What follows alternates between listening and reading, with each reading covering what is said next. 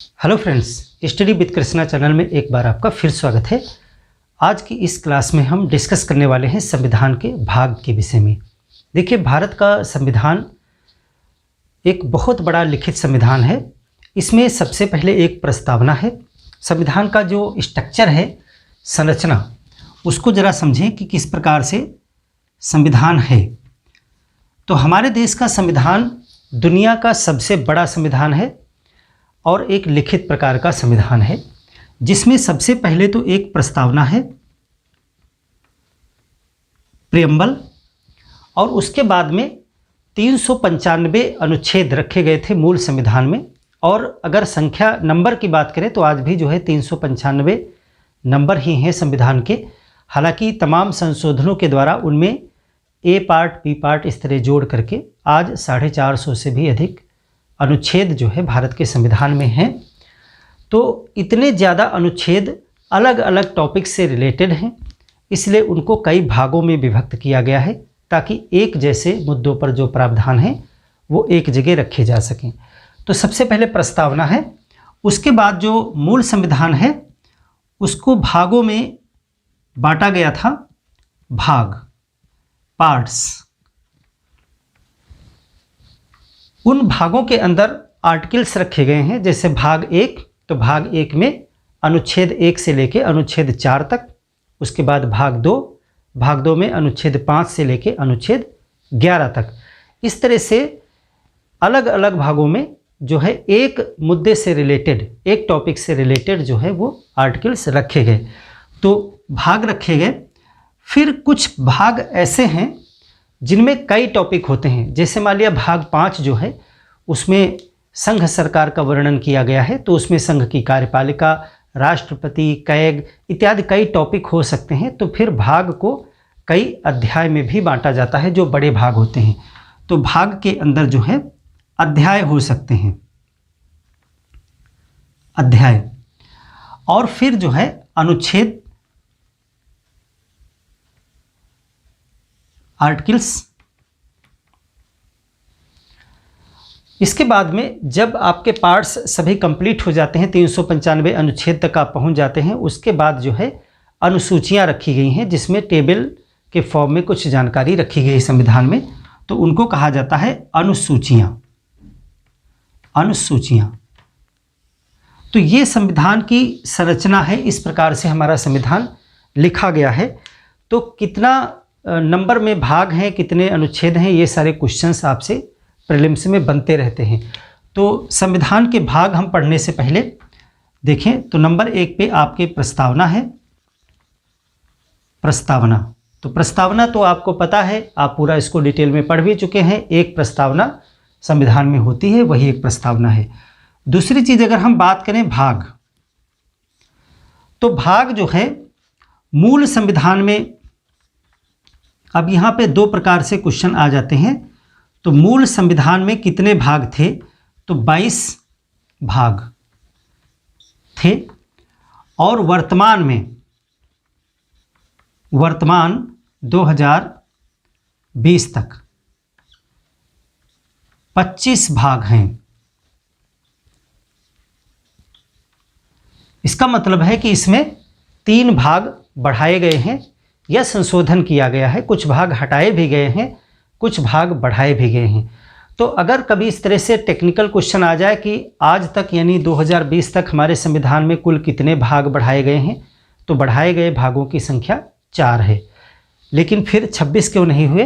क्योंकि एक भाग जो है हटाया भी गया है। तो इस प्रकार से 3 ही बढ़े, तो 25 टोटल इस समय हैं।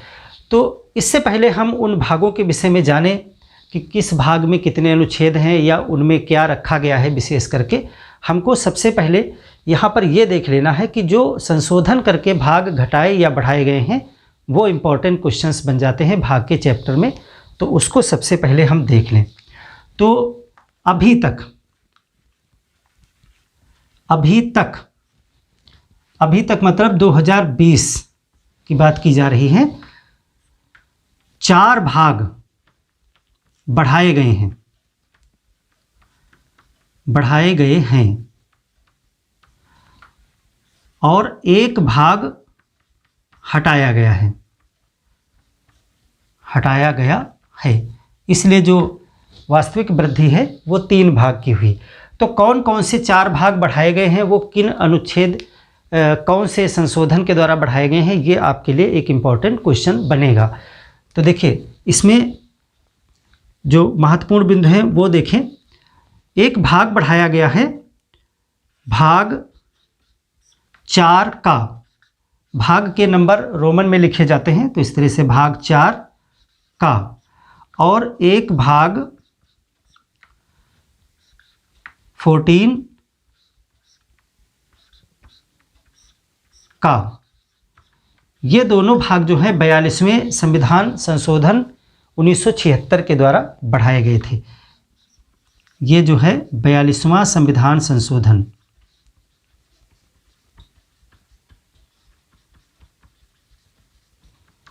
1976 द्वारा ये बढ़ाए गए हैं। देखिए जो भाग की संख्या, नंबर अगर बात करें नंबरिंग, तो आज भी नंबरिंग 22 ही है।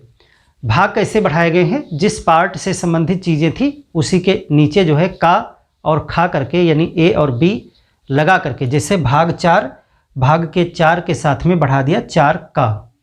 इसी तरह भाग 14 पहले से था, 14 के साथ में बढ़ा दिया 14 का। तो अगर काउंटिंग की बात करेंगे तो 25 हो गए हैं। अगर हम भाग नंबर की बात करें तो अभी तक भाग 22 ही गिने जाएंगे, उसी में का खा गा घा मिला करके बनेंगे। तो ये 2 भाग जो है 42वां संविधान संशोधन 1976 के द्वारा बढ़ाए गए थे। इसके बाद में भाग 9 का और 9 खा, 2 भाग और हैं बढ़ाए गए।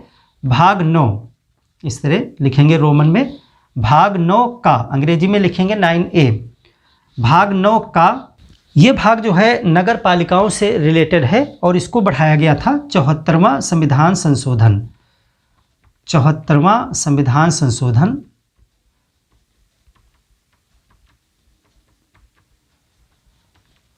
1992 द्वारा बढ़ाया गया। ये भी भाग बढ़ाया गया, तो टोटल कितने बढ़ गए, 3। एक भाग और बढ़ाया गया जिसको कहते हैं भाग 9 खा, 9B। ये भाग कब बढ़ाया गया, तो ये 97वां संशोधन 97th अमेंडमेंट जो है वो 2011 में किया गया था। 97वां संविधान संशोधन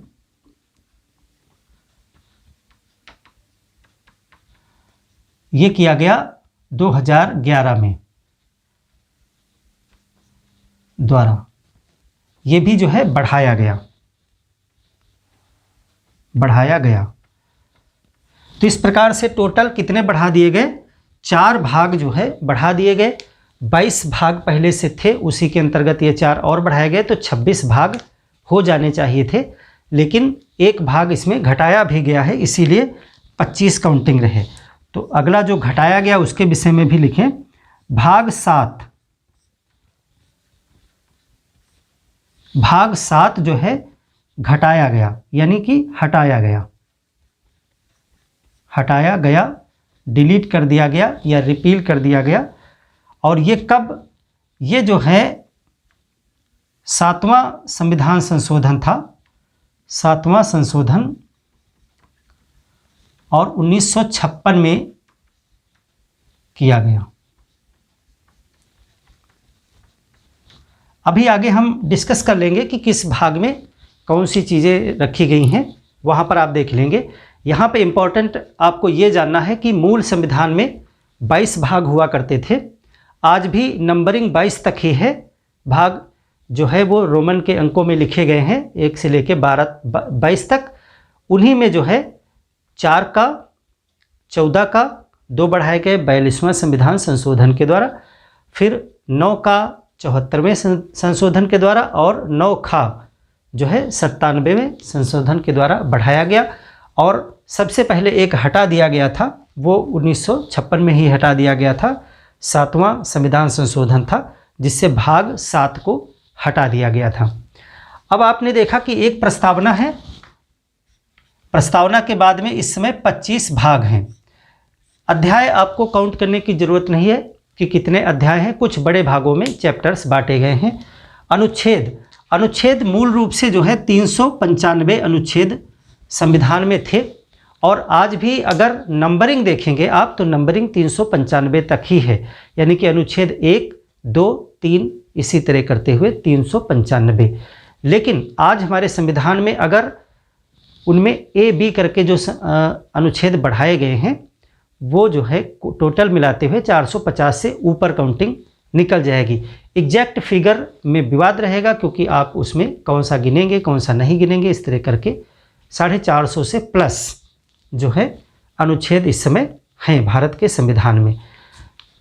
तो और इसके बाद लास्ट में जो है अनुसूचियां हैं। अनुसूचियां आपको पीछे चैप्टर में पढ़ा चुका हूं, जिसमें आपको हमने बताया कि मूल संविधान में 8 अनुसूचियां हुआ करती थी और वर्तमान में 12 अनुसूचियां भारत के संविधान में मौजूद हैं। तो आज के इस चैप्टर में हम क्या बात करने वाले हैं कि ये जो 25 भाग हैं वर्तमान में, इन भागों में कौन कौन से टॉपिक रखे गए हैं। अभी यहाँ हम किसी अनुच्छेद पे नहीं बात करने वाले हैं, कोई कॉन्सेप्ट डिस्कशन नहीं करने वाले हैं कि किसमें क्या है, उसका क्या मतलब है, क्या मायने हैं। इन सब डिस्कशन में हम आगे जाएंगे डीप में। आज की क्लास फैक्चुअल है, जो कि प्रीलिम्स आपके बहुविकल्पी प्रश्नों में ऐसे प्रश्न आ जाते हैं, जैसे कि आपसे पूछ लिया जाता है कि मौलिक अधिकार किस भाग में है, या मूल कर्तव्य किस भाग में है, या फिर आपसे क्वेश्चन कर दिया गया कि भाग 9 का किस चीज़ से संबंधित है। तो ऐसे प्रश्न जो है काफ़ी पूछे जाते हैं, और अगर इस प्रकार के प्रश्न भी गलत हो आते हैं तो फिर ये अच्छी बात नहीं है, क्योंकि ये बहुत आसानी से उपलब्ध प्रश्न हैं जो आप आसानी से याद कर सकते हैं, और इनको मैं कहूँगा कि ये गिफ्ट प्रकार के क्वेश्चन होते हैं, तो आसानी से आपको याद हो जाना चाहिए। अब इसमें अगर आप ये सोच के चल रहे हैं कि ये सिर्फ समझने वाली चीज़ें हैं, तो नहीं। पढ़ते वक्त, कंपटीशन की तैयारी करते वक्त कुछ चीज़ों को आपको मेमोरी में बिठाना भी पड़ता है, याद भी करना पड़ता है। तो थोड़ी सी चीज़ों को याद करेंगे तब ज़्यादा चीज़ें समझ में आ जाएंगी। अब इसका मतलब ये भी नहीं है कि आप 1 से लेकर 22 भाग को रटने बैठ जाइए, कुछ भी रटने की ज़रूरत नहीं है। आप इसको नॉर्मल जैसे पढ़ा जाता है वैसे पढ़िए। आगे इनको एक एक करके जब हम बार बार पढ़ेंगे, उन चीज़ों को डीप डिस्कस करेंगे, तो आपको बहुत आसानी से याद हो जाएगा कि ये चीज़ किस भाग में है। जैसे मौलिक अधिकारों को, राज्य के नीति निर्देशक तत्वों को हम इतना डीप स्टडी करने वाले हैं कि वो फिर आपको भुलाए भी नहीं भूलेगा कि वो किस भाग में है। तो फ्रेंड्स, आज की इस क्लास में हम विभिन्न भाग किस चीज़ से संबंधित हैं उस पर डिस्कशन करेंगे। जैसा कि हमने बताया कि इस क्लास में हम ये नहीं डिस्कस करने वाले हैं कि किस टॉपिक का क्या मतलब है, क्या मायने हैं। सिर्फ आज हम टॉपिक डिस्कस करेंगे जो कि पूछा जाता है, सीधे सीधे आपको मैचिंग करने के लिए दिया जाता है, या डायरेक्ट क्वेश्चन ही पूछ लिया जाता है किस भाग में क्या चीज़ रखी गई है। तो बहुत ईजी तरीके से आपको याद हो जाएगा, इसमें कुछ भी ऐसा नहीं है जो आपको कठिन प्रतीत हो। देखिए, भाग 1, तो जो भाग 1 है वो सबसे पहला भाग है, और उसमें जो है संघ एवं उसका राज्य क्षेत्र रखा गया है। संघ एवं राज्य क्षेत्र। आपको कुछ विशेष जो भाग हैं उसमें अनुच्छेद की काउंटिंग भी आपको याद रखनी है कि किस भाग में कितने अनुच्छेद हैं, क्योंकि इस प्रकार के भी प्रश्न पूछे गए हैं कि भाग 3 में किस अनुच्छेद से लेकर किस अनुच्छेद तक पाया जाता है। अब ऐसा नहीं है कि पूरे संविधान को आपको रट के बैठ जाना है, उतना ना तो पूछा जाता है ना तो आवश्यकता है।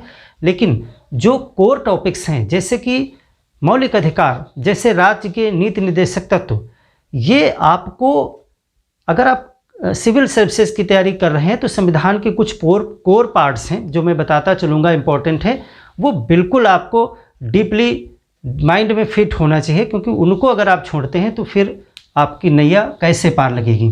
तो संघ एवं राज्य क्षेत्र ये भाग 1 में है, और भाग 1 जो है वो कौन से अनुच्छेद से संबंधित है? अनुच्छेद 1 से 4। सीधे सीधे क्वेश्चन आएगा कि भाग 1 में कितने अनुच्छेद हैं, तो 1 से लेकर के 4। इसके बाद में भाग 2। भाग 2 जो है वो नागरिकता से संबंधित है, सिटीजनशिप, नागरिकता। और इसमें जो है नागरिकता के जो प्रावधान हैं वो अनुच्छेद 5, देखो 4 तक यहाँ हो गए, कोई गैपिंग नहीं है, 5 से स्टार्ट हो जाएगा, 5 से 11, अनुच्छेद 5 से लेकर के 11 तक। और इसके बाद में भाग 3 शुरू हो जाएगा। भाग 3 जो है, जैसे कि संघ है उसका एक राज्य क्षेत्र है, तो दूसरे भाग में नागरिकता के विषय में बताया गया कि वहाँ पे नागरिक हैं, तो नागरिक हैं तो उनके कुछ मौलिक अधिकार होंगे। तीसरे भाग में मौलिक अधिकारों की बात आ जाएगी, क्योंकि यही सबसे इम्पॉर्टेंट, नागरिकों के लिए सबसे इम्पॉर्टेंट। अगर आप कंपटीशन की तैयारी कर रहे हैं तब तो आपके लिए ज़रूरी है ही, अगर आप आम नागरिक हैं फिर भी आपको संविधान के द्वारा दिए गए सभी अधिकार आपको अच्छी तरीके से मालूम होने चाहिए। एक पढ़े लिखे नागरिक होने के नाते आपको अपने सभी वो अधिकार जरूर पता होना चाहिए जो आपको संविधान के द्वारा दिए गए हैं। तो मौलिक अधिकार भाग 3 में रखे गए हैं, और ये जो है उसी के आगे स्टार्ट हो जाएगा अनुच्छेद 12 से 35 तक। अनुच्छेद 12 से सीधे क्वेश्चन आपसे पूछा जाता है कि अनुच्छेद 11 से 36 या 14 से 28 इस तरह करके ऑप्शन दिए जाते हैं कि मौलिक अधिकार किस अनुच्छेद से किस अनुच्छेद तक हैं, या फिर किस भाग में हैं, या भाग 3 किस टॉपिक से रिलेटेड है, या फिर एक तरफ आपको भाग के नंबर, एक तरफ टॉपिक दे देगा, उसको मैच करके ABC करके मैचिंग करना होता है। तो मौलिक अधिकार, अब अगर नागरिकों को मौलिक अधिकार मिले हैं तो राज्य के लिए कुछ नीति निर्देशक तत्व भी हैं कि राज्य कैसे काम करेगा। तो भाग 4 आ जाता है आगे। भाग 4 में DPSPs रखे गए हैं, हिंदी में कहेंगे राज्य के नीति निदेशक तत्व। इस भाग में राज्य को निर्देशित किया गया है कि राज्य जो है कानून बनाते वक्त, विधियां बनाते वक्त कौन कौन सी नीतियों का पालन करे, ऐसी उसको दिया गया है सलाह, राज्य के नीति निर्देशक तत्व। तो उसी के आगे स्टार्ट हो जाएंगे अनुच्छेद 36 से 51 तक। आपको सभी भाग के नहीं रखने, लेकिन जो मैं बता रहा हूँ उतने इम्पॉर्टेंट हैं, वो आपको याद रखना है। बाकी आगे जब आप पढ़ोगे तो बहुत सी चीज़ें आपको आगे याद हो जाएंगी। अब देखिए, ये तो लाइन से हैं 1 2 3 4 4 भाग हो गए ये। इसके बाद में 1976 में जब संशोधन किया गया था तो 2 भाग हमने बताए वो बढ़ाया गया था। तो 4 के नीचे एक 4 का बढ़ाया गया। अब 5वां नंबर नहीं आएगा, 5वां आने से पहले भाग 4 का रख दिया गया। और भाग 4 का जो है उसमें मूल कर्तव्य रखे गए। हमारे जो शुरुआत का संविधान था उसमें नागरिकों के प्रति कोई कर्तव्य नहीं बताए गए थे कि नागरिक को ये करना चाहिए, ये करना चाहिए, ऐसा कुछ नहीं था। बाद में 1976 में हमारे लिए कर्तव्य जो है वो उसमें बढ़ाए गए। इसमें क्या है? मूल कर्तव्य। मूल कर्तव्य, देखिए अधिकार हमको पहले मिले, एक अच्छी बात है कि हमको पहले अधिकार दिए गए और बाद में जो है राज्य अपेक्षा करता है कि अब आपके कुछ कर्तव्य भी हैं देश के प्रति, वो भी आपको करने चाहिए। तो मूल कर्तव्य हैं। और मूल कर्तव्य इसी अनुच्छेद, अब देखिए जब एक भाग बनाया गया, नया टॉपिक जोड़ा गया, तो जब संविधान लिखा गया होगा तब तो अनुच्छेद की काउंटिंग सीधे 51 के बाद में 52 आ जाएगा, लेकिन अब बीच में एक टॉपिक बढ़ाया गया तो उसके लिए एक अनुच्छेद भी बढ़ाया गया। तो वो अनुच्छेद जो है वो उसी 51, जिस अनुच्छेद के नीचे टॉपिक बढ़ाना होता है उसी का A पार्ट B पार्ट करके बढ़ा देते हैं। तो अनुच्छेद 51 का, हिंदी में का लिखेंगे या 51A भी लिख सकते हैं आप। अनुच्छेद 51 का, इसमें कर्तव्य रखे गए। आप हमें कमेंट करके बताइए कि वर्तमान में हमारे संविधान में कितने मूल कर्तव्य, नंबर बताना है आपको, 9, 10, 11, कितने मूल कर्तव्य हैं? 9 हैं, 10 हैं, 11 हैं, या कोई और नंबर है? हमारे लिए कर्तव्य डिसाइड किए गए हैं। अब आएगा भाग 5। अब देखिए, संघ हो गया, नागरिक हो गए, उसके उनके अधिकार हो गए, राज्यों को भी निर्देश मिल गया, नागरिकों के कर्तव्य भी डिसाइड हो गए। तो अब 2 प्रकार की सरकारें हमारे यहाँ हैं, संघ सरकार और राज्य सरकार। तो अगला जो भाग 5 है वो सरकार से रिलेटेड है और वो संघ से, द यूनियन। संघ सरकार। अब ये एक बड़ा जो है टॉपिक है जिसमें कई चैप्टर भी हैं, क्योंकि संघ सरकार में बहुत सी चीज़ें शामिल हुए, संसद भी है, कार्यपालिका भी है, कैग भी है, महान्याय, ये सब बहुत सी चीज़ें उसमें हैं। तो संघ सरकार का पूरा वर्णन जो है वो आप कह सकते हो, हालांकि अब आपको अनुच्छेद संख्या ज़्यादा नहीं पूछी जाती, लेकिन फिर भी आप इसमें लिख लें, अनुच्छेद 52 से 151 तक जो है केंद्र की सरकार, संघ सरकार का वर्णन है। अब भाग 6 आ जाएगा इसके बाद में, भाग 6 में उसी तरीके से राज्य सरकार, ये भी एक बड़ा टॉपिक है। तो इसमें भी अनुच्छेद 152 से स्टार्ट होगा, अनुच्छेद 152 से 237 तक। अब इसके बाद जो इम्पोर्टेंट है आपको जानने चाहिए वो मैं बता दूंगा, बाकी पुस्तकों में बहुत दिया हुआ है। तो राज्य सरकार हो गई। अब ये आपके यह शुरू के जो है आपको बिल्कुल कंठस्थ होने चाहिए, बिल्कुल अनुच्छेद के नंबर के साथ में, कि क्या है और कितने अनुच्छेद हैं। यहाँ तक भाग 6 तक, ये भाग 6, लेकिन यहाँ तक भाग आ गए आपके टोटल 7, क्योंकि यहाँ पर एक एक्स्ट्रा है 4 का। अब यहाँ पर भाग नंबर जो 7 है जो हटा दिया गया है, उसके विषय में भी आपको जानना चाहिए, क्योंकि कभी क्वेश्चन आपसे ये बन सकता है कि उस अनुच्छेद में आखिर, उस भाग में आखिर क्या था। तो भाग 7 जो है, शुरुआत में जब देश था तो उसमें जो स्टेट हुआ करते थे, राज्य हुआ करते थे, उनके ग्रुप हुआ करते थे, group A B C D, इस तरह से। जैसे देसी रियासतें भी थी ना, प्रिंसली स्टेट्स वगैरह, तो उनको रखा गया था आ बा करके, इस तरह बना करके खंड। उसको बाद में 1956 में हटा दिया गया और फिर भाषाई आधार पर जो है प्रदेशों का पुनर्गठन किया गया था सबसे पहले। आगे उस पर हम डिस्कस भी करेंगे। तो यहाँ पर क्या था, राज्यों से संबंधित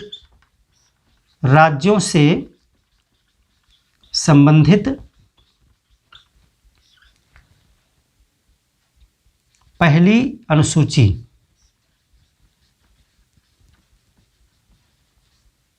राज्यों से संबंधित पहली अनुसूची का खंड बी पार्ट वो इसमें था, और इस भाग को जो है हटा दिया गया। अभी हम आपको शुरू में ही बता चुके हैं कि कब हटाया गया। भाग 6 के बाद में भाग 7 हटा दिया गया, और भाग 8 ये जो है संघ राज्य क्षेत्र से संबंधित हैं। संघ राज्य क्षेत्र, जिसको संघ शासित प्रदेश भी आप कहते हो। देखिए, पहला जो है भाग 1 वो संघ एवं राज्य क्षेत्र से रिलेटेड है, और ये जो भाग 8 है वो संघ राज्य क्षेत्र यानी केंद्र शासित प्रदेश जो हैं उनसे रिलेटेड है। तो ये आपके भाग 8 तक आप इस तरह आ जाते हैं। अब आगे बात करेंगे हम भाग 9 से। भाग 9 जो है उसमें पंचायतें रखी गई हैं, और 73वां संविधान संशोधन 1992 में जो किया गया था उसके द्वारा पंचायतों को जो है वो संवैधानिक दर्जा दिया गया। हालांकि भाग 9 जो है वो पहले से मौजूद था, उसको बढ़ाया नहीं गया है, लेकिन जो संविधान संशोधन है 73वां संविधान संशोधन, वो भाग 9 से ही रिलेटेड है। ऐसे भी क्वेश्चन पूछा गया है। तो भाग 9 पहले से ही था। इसमें क्या है, इसमें पंचायतें हैं, पंचायती राज सिस्टम भाग 9 में रखा गया है, और इससे रिलेटेड एक संशोधन किया गया था, वो पूछा जाता है, वो है 73वां संविधान संशोधन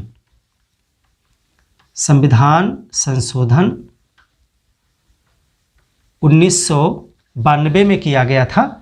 तो ये 73वां संविधान संशोधन 1992 क्या था, पंचायती राज संवैधानिक दर्जा दिया गया था। इसमें संवैधानिक दर्जा,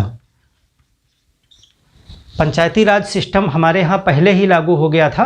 आप हमें कमेंट करके बताएं, हालांकि आगे इस पे क्लास भी होगी, कि हमारे देश में पंचायती राज यानी पंचायत सिस्टम कब लागू कर दिया गया था। लेकिन उसको संवैधानिक दर्जा जो है 1992 में मिला, जब 73वां संविधान संशोधन करके जो है पंचायती राज को संवैधानिक तरीके से लागू किया गया था। तो आपसे क्वेश्चन इस तरह आ सकता है कि 73वां संविधान संशोधन किस भाग से रिलेटेड है, तो भाग 9, और भाग 9 में रखा क्या है, पंचायतें संवैधानिक रूप से इसको रखा गया इसमें। अब इसके बाद 74वां संविधान संशोधन किया गया था, जिसके द्वारा एक भाग बढ़ाया गया और उसमें नगर पालिकाएँ रखी गई। ये भाग बढ़ाया नहीं गया, ये पहले से है। इसी के नीचे 9 में जो है भाग 9 का बढ़ाया गया, इसमें रखा गया नगर पालिकाएं। आपको पता है कि इन दोनों संविधान संशोधनों से 2 अनुसूचियां भी बढ़ाई गई थी। पिछले क्लास में हम आपको पढ़ा चुके हैं, उसको कमेंट करके आप बताइए। अगर आप सीरियसली तैयारी कर रहे हैं तो सभी क्वेश्चंस आप ज़रूर, चाहे आप पढ़ करके दोबारा उसको कमेंट किया करें, इससे याद हो जाता है आपको, हमेशा के लिए मेमोरी में वो चीज़ें बैठ जाती हैं। देखिए, हमने बताया ना कि ये 73वां संविधान संशोधन के द्वारा पंचायतों को संवैधानिक दर्जा दिया गया। फिर इसी संशोधन के द्वारा पंचायतों से, ग्राम पंचायतों से रिलेटेड एक अनुसूची भी बढ़ाई गई थी। जैसे उस अनुसूची का नंबर आप बताइए, कौन सी अनुसूची थी। और ये भाग बढ़ाया गया नगर पालिकाएं, ये 74वां संविधान संशोधन किया गया। और इस वाले संशोधन से भी एक अनुसूची फिर बढ़ाई गई। तो वो दोनों अनुसूचियां आप बताइए कि 73वां और 74वां संविधान संशोधन से कौन कौन सी अनुसूचियां बढ़ाई गई थीं। 74वां संविधान संशोधन ये भी 1992 में हुआ था और इसमें जो है नगर प्रशासन से रिलेटेड था। इसके बाद में एक भाग और 9 में ही है, 9 खा, यानी 9 में एक और भाग बढ़ाया गया बाद में, और उसमें रखी गई सहकारी समितियां। सहकारी समितियों संबंधी प्राविधान है, सहकारी समितियां। और ये जो संशोधन है, ये भी संशोधन अभी जल्दी किया गया था। ये था 97वां संविधान संशोधन, संविधान संशोधन 2011। इसके द्वारा जो है सहकारी समितियों को संवैधानिक दर्जा दिया गया और उनको जो है संविधान में भाग 9 खा जोड़ करके वहाँ पर स्थान दिया गया। तो यहाँ पर देखिए 3 संविधान संशोधन हैं, 73, 74 और 97। ये तीनों ही भाग 9 का और भाग 9 खा से रिलेटेड हैं। लेकिन यहाँ पर एक ध्यान आप ज़रूर बात रखिएगा कि भाग 9 को बढ़ाया नहीं गया था, भाग 9 पहले से था। का और खा ये 2 भाग बढ़ाए गए हैं। तो भाग 9 आपने देख लिया। इसके बाद आ जाता है भाग 10। भाग 10 जो है वो अनुसूचित जाति और अनुसूचित जनजातियों से रिलेटेड है। अनुसूचित जाति, अनुसूचित जाति एवं अनुसूचित जनजाति कोर टॉपिक है, बहुत इंपॉर्टेंट है, हमेशा चर्चा में रहता है। इस भाग को हम डीपली डिस्कस भी करेंगे। यहाँ से क्वेश्चंस आपके बनते हैं और मेंस में तो बहुत इंपॉर्टेंट रहता है ये टॉपिक। भाग 11, भाग 11 जो है वो संघ और राज्यों के संबंध से रिलेटेड है। इसमें क्या है, संघ एवं राज्य संबंध। इसके बाद में भाग 12, भाग 12 बहुत इम्पॉर्टेंट नहीं है लेकिन आपका इसमें से भी टॉपिक हम पढ़ेंगे, वित्त, संपत्ति, संविदाएं एवं वाद। भाग 12 यहाँ से रिलेटेड मौलिक अधिकार से रिलेटेड एक टॉपिक है। जो संपत्ति का जो मौलिक अधिकार हटाया गया, बाद में उसको यहाँ पर भाग 12 में जो है स्थान दिया गया था। इस वजह से भाग 12 की चर्चा आएगी मौलिक अधिकार पढ़ाते हुए भी, तब भी हम डिस्कस करेंगे। यहाँ पर संपत्ति संबंधी प्रावधान, वित्त से संबंधित प्रावधान, संविदाएं और वाद इत्यादि जो है रखे गए हैं भाग 12 में। इसके बाद आता है भाग 13। भाग 13 जो है ये ट्रेड और कॉमर्स से रिलेटेड है, यानी कि जो भारत का राज्य क्षेत्र है, भारत के राज्य क्षेत्र में व्यापार, वाणिज्य एवं समागम, इससे रिलेटेड है। ये भी कोई बहुत ज़्यादा इम्पोर्टेंट टॉपिक नहीं है, इकोनॉमिक्स वगैरह में ये सब टॉपिक बहुत इम्पोर्टेंट है, लेकिन पॉलिटी में भी हम इसको छोड़ेंगे, किसी भी चीज़ को नहीं, हर एक चीज़ को पढ़ते हुए चलेंगे। तो भाग 12 वित्त से रिलेटेड है, भाग 13 जो है वो व्यापार और वाणिज्य से संबंधित चीज़ें इसमें हैं। इसके बाद में आ जाता है भाग 14, भाग 14 भाग 14 जो है वो आप कंपटीशन की तैयारी कर रहे हैं, तो आप जो है नौकरी पाना चाहते हैं, सेवा करना चाहते हैं, सेवा क्षेत्र में आना चाहते हैं, तो संघ और राज्य के अंतर्गत जो है जो सेवाएं हैं उनका विवरण जो है वो भाग 14 में रखा गया है। इसके अंतर्गत क्या है, संघ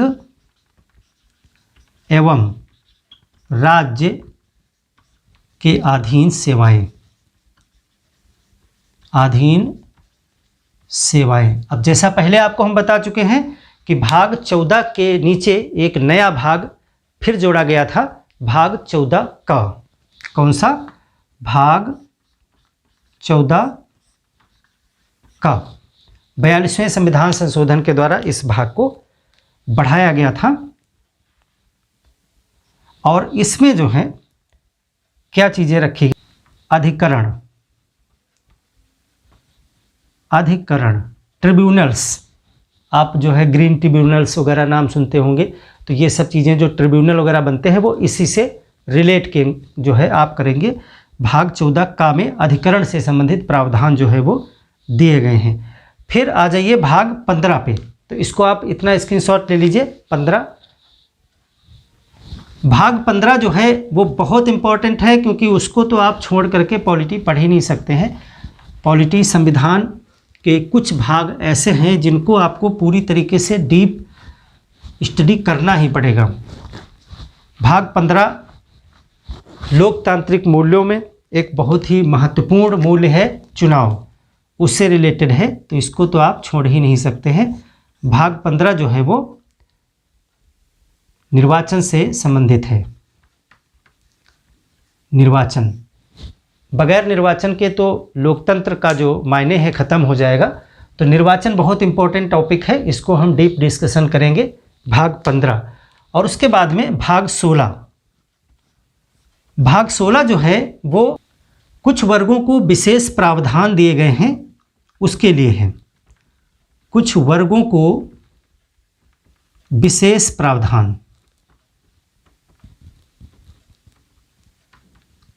इंपॉर्टेंट है। और भाग 17,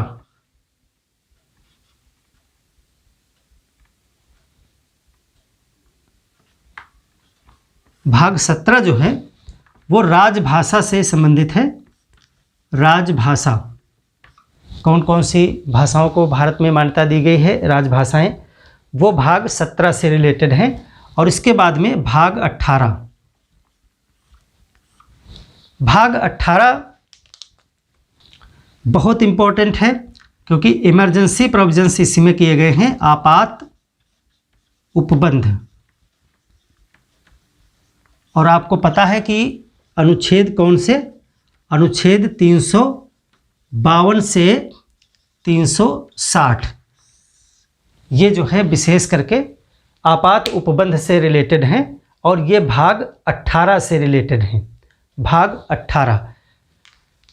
इसके बाद भाग 19 जो है वो आप छोड़ भी सकते हैं, बहुत इंपॉर्टेंट नहीं है, लेकिन उसको आप जो है याद रखें कि इसमें जो है प्रकीर्ण दिए गए हैं, मिसलिनियस है, कुछ मिली जुली चीज़ें हैं इसमें अलग अलग क्षेत्रों से, तो प्रकीर्ण है। और उसके बाद में भाग 20, भाग 20 जो है बहुत इंपॉर्टेंट है, वेरी इंपॉर्टेंट है, क्योंकि ये संविधान की एक प्रकार से जान है, क्योंकि भविष्य में संविधान काम करेगा या नहीं करेगा ये निर्भर करता है कि भविष्य में संविधान कितना लॉजिकल रहेगा। हम मानते हैं कि आज के समय में आपने बहुत अच्छा संविधान बनाया है, लेकिन आज के 300 साल बाद ये संविधान के प्रावधान उतने ही कारगर, उतने ही रेलिवेंट, तार्किक रहेंगे, समयानुकूल रहेंगे या नहीं रहेंगे, ये निर्भर करता है कि उस संविधान में संशोधन की कितनी संभावना है। क्या लोग आने वाले समय में उसमें अपने मूल्यों के हिसाब से संशोधन कर सकेंगे। तो निश्चित तौर से संशोधन की जो प्रक्रिया है वो एक इम्पॉर्टेंट टॉपिक है और उसको हम बहुत डीपली डिस्कस भी करेंगे। तो भाग 20 जो है उसमें संविधान संशोधन से रिलेटेड जो है चीज़ें दी गई हैं, संविधान संशोधन, और इसमें सिर्फ एक ही आर्टिकल है तो इसलिए वो आपको जानना भी चाहिए। अनुच्छेद 368 एक आर्टिकल है, इसी के अंतर संविधान संशोधन की पूरी जो प्रक्रिया दी गई है। भाग 20, इसके बाद में 21 और 22 की बात कर लें। भाग 21, इसमें अस्थायी, संक्रमणशील, विशेष उपबंध, विशेष प्रावधान जो है इसमें रखे गए थे। कुछ अस्थायी प्रावधान जैसे 370, संक्रमणशील और विशेष प्रावधान इसमें किए गए। और भाग 22,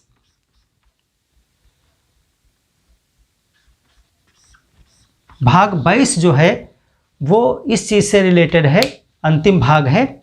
और यहाँ पर क्या चीज़ें दी गई हैं, संक्षिप्त नाम दिए गए हैं। संक्षिप्त नाम, संविधान का प्रारंभ कब होगा, हिंदी पाठ, हिंदी में प्राधिकृत पाठ और निरसन। निरसन का मतलब होता है किसी चीज़ को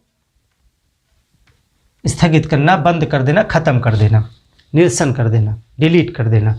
तो इसी भाग में ये भी विवरण दिया गया है कि हमारा संविधान कब लागू होगा, जब संविधान बनके तैयार हुआ तब से कौन कौन से अनुच्छेद लागू हो जाएंगे, और आने वाली डेट जो तय की गई थी 26 जनवरी 1950, वहाँ से पूरा संविधान लागू होगा। ये सब कुछ जो है यही भाग 22 में अंतिम में जो संविधान के अनुच्छेद हैं 393, 394 और 395, 3 अनुच्छेद हैं इससे रिलेटेड, 393 से 395, इनमें ही विवरण दिया गया है। और इसी में लास्ट में ये भी जो है विवरण दिया गया है कि इस डेट के बाद में हमारा ये संविधान लागू हो रहा है, और जो पीछे के 2 एक्ट जिनके आधार पे भारत का शासन चल रहा था, भारत शासन अधिनियम 1935 और भारत स्वतंत्रता अधिनियम 1947, वो दोनों जो है इस तारीख से निरस्त माने जाएंगे। इसीलिए निरसन संबंधी भी जो है बातें इसमें दी गई हैं, संक्षिप्त नाम और प्रारंभ इत्यादि।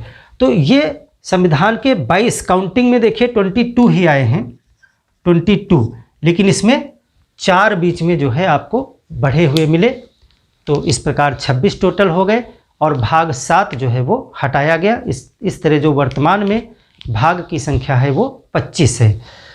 तो ये भाग से संबंधित हैं। यहाँ से क्वेश्चन इतने ही बन सकते हैं कि संशोधन से कौन सा पार्ट घटाया गया या बढ़ाया गया, कुल कितने भाग हैं, पहले कितने भाग थे, और मोस्ट इम्पॉर्टेंट चीज़ है किस भाग में क्या चीज़ रखी गई है। मैचिंग के लिए दिया जाता है, डायरेक्ट क्वेश्चन पूछे जाते हैं।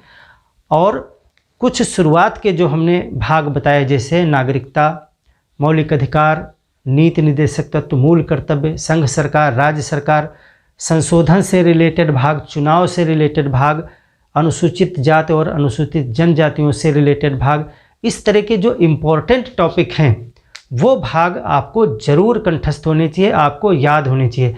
अगर इन चीज़ों को भी आप छोड़ के आ रहे हैं एग्ज़ाम में तो फिर बेड़ा पार लगना बहुत कठिन हो जाएगा। तो ये सरल चीज़ें हैं जो आप आसानी से मेमोराइज़ कर सकते हैं, इनको तो बिल्कुल याद कर लीजिए। बाकी जो कठिन क्वेश्चन है वहाँ तो फाइट होनी ही है। मिलते हैं एक और बेहतर क्लास में, तब तक के लिए धन्यवाद।